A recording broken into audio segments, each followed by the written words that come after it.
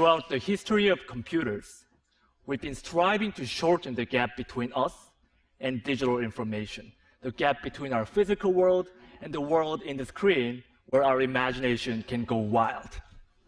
And this gap has become shorter, shorter, and even shorter. And now this gap is shortened down to less than a millimeter, the thickness of a touchscreen glass. And the power of computing has become accessible to everyone. But I wondered, what if there could be no boundary at all? I started to imagine what this would look like. First, I created this tool which penetrates into the digital space. So when you press it hard on the screen, it transfers its physical body into pixels. Designers can materialize their ideas directly in 3D, and surgeons can practice on virtual organs underneath the screen. So with this tool, this boundary has been broken. But our two hands still remain outside the screen. Then how can you reach inside and interact with the digital information using full dexterity of our hands?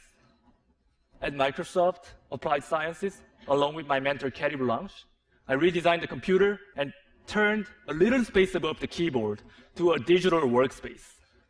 By combining a transparent display and depth cameras for sensing your fingers and face, now you can lift up your hands from the keyboard and reach inside this 3D space and grab pixels with your bare hands.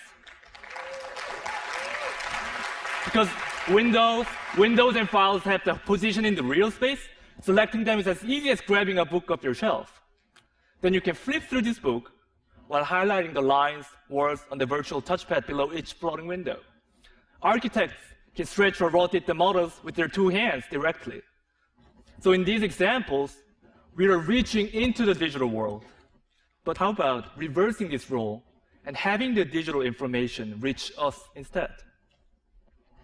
I'm sure many of us have the experience of buying and returning items online, but now you don't have to worry about it. What I got here is an online augmented fitting room. This is a view that you get from head-mounted or see-through display when the system understands the geometry of your body. Taking this idea further, I started to think, instead of just seeing these pixels in our space, how can we make it physical so that we can touch and feel it? What would such a future look like?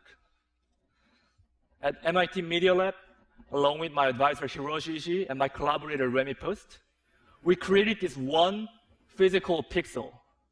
Well, in this case, this spherical magnet acts like a 3D pixel in our space, which means that both computers and people can move this object to anywhere within this little 3D space. What we did was essentially canceling gravity and controlling the movement by combining magnetic levitation and mechanical actuation and sensing technologies.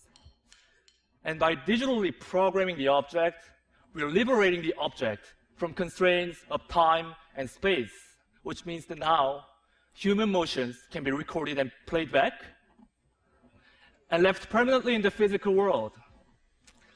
So choreography can be taught physically over distance, and Michael Jordan's famous shooting can be replicated over and over as a physical reality. Students can use this as a tool to learn about the complex concepts such as the planetary motion, physics. And unlike computer screens or textbooks, this is a real, tangible experience that you can touch and feel, and it's very powerful. And what's more exciting than just turning what's currently in the computer physical is to start imagining how programming the world will alter even our daily physical activities.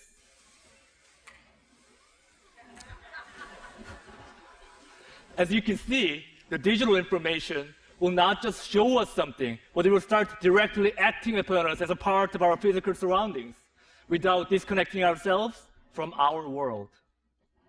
Today, we started by talking about the boundary.